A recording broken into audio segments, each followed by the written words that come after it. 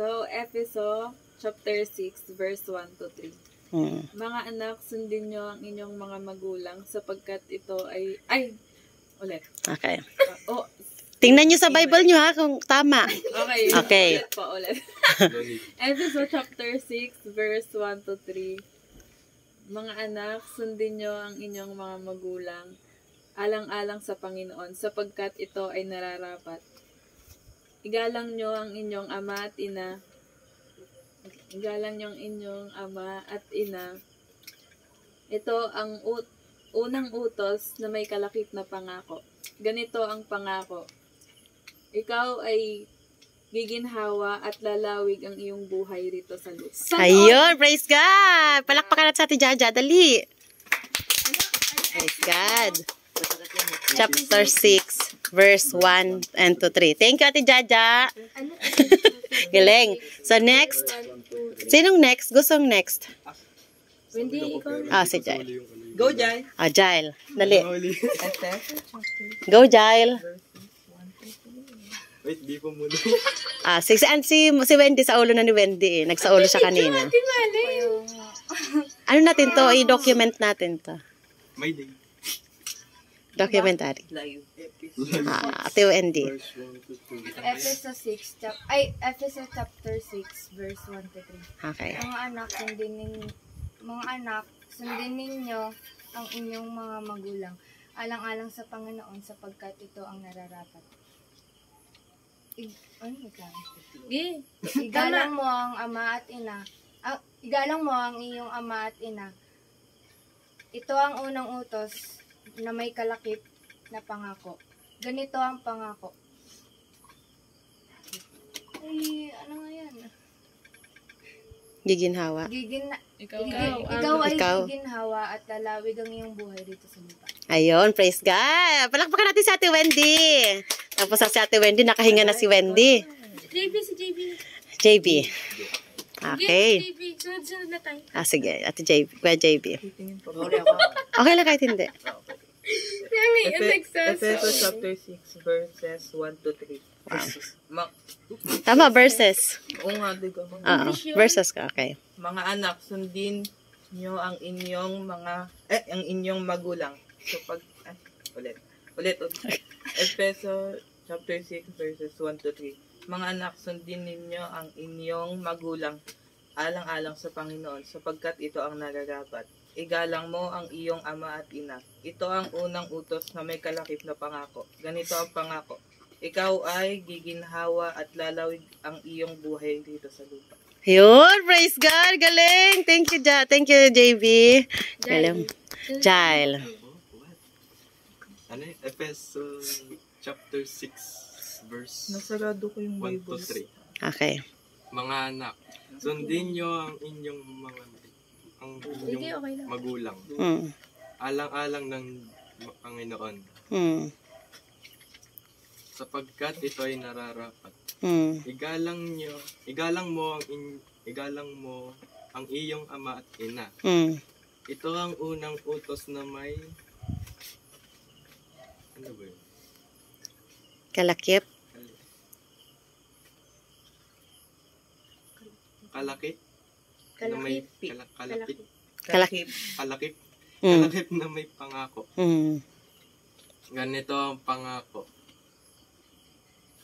Ikaw ay giginhawa at lalawig ang iyong buhay sa lupa. Praise God. Thank you, Jail. Clap your hands. Congrats. Nakahinga na. Lampas daw muna kay Tutoy. Babalikan ka namin. Ate Jan. Balikan ka namin, Toy, syempre. Efeso chapter 6, verse 1 to 3. Mga anak, sundin niyo ang inyong mga magulang. Alang-alang sa Panginoon, igalang mo ang iyong ama at ina. Ito ang unang utos. Sige lang. Ito ang unang utos na may kalakip na pangako. Ganito ang pangako. Ikaw ay giginhawa at lalawig rito. Wait lang. Sige. ikaw ay lalawag na naman yung nasa isip ko. Ikaw ay giginhawa at lalawi, Kritos. Ang iyong buhay. Ang iyong buhay rito sa lupa. Ayun, praise God. Congrats, ate. Next, Andre. Andre, solo muna. Andre. Go, Andre. ML pa. Go, Andre. Hindi na nag-ML si Andre. Ano, Andre? Mga anak, sundin niyo ang inyong Ano, may, ano yung, ano yun? Mga episode chapter 6. Huwag mo turuan. Chapter 6, verse 1 to 3. Okay. Mga anak, igalang niyo ang inyong magulang alang-alang sa Panginoon sapagkat ito ang nararapat. Igalang mo ang iyong ama at ina. Ito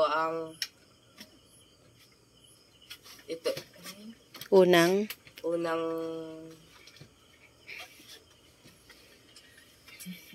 ito ang unang utos na may kalakip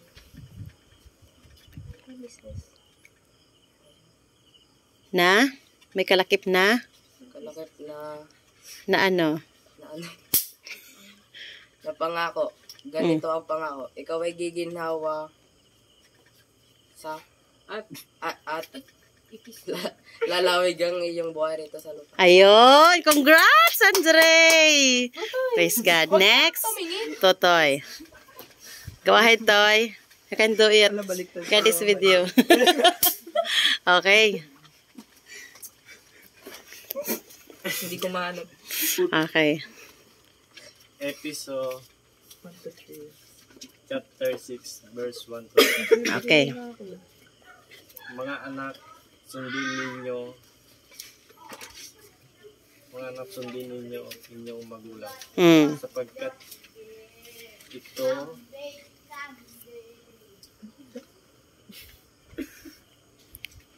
Sige, kaya mo yan. Sapagkat ito ang unang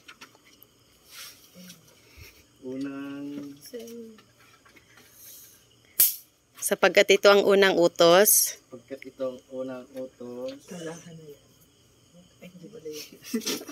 na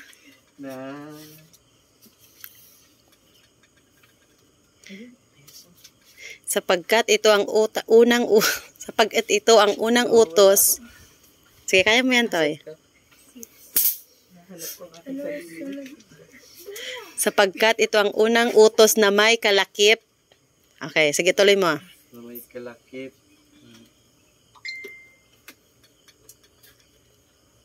Sapagkat ito ang unang utos na may kalakip na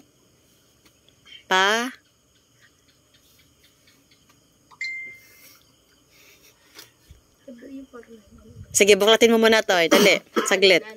Isang iglap. Tignan ko na ano ko eh. Isang iglap. Wala.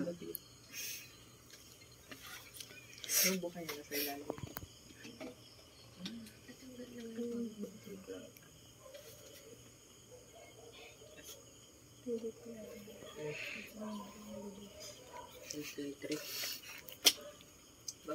Kaya mo yan, Toy.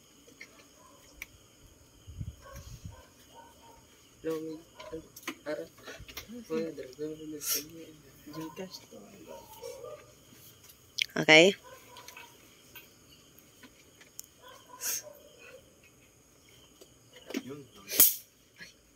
Yun.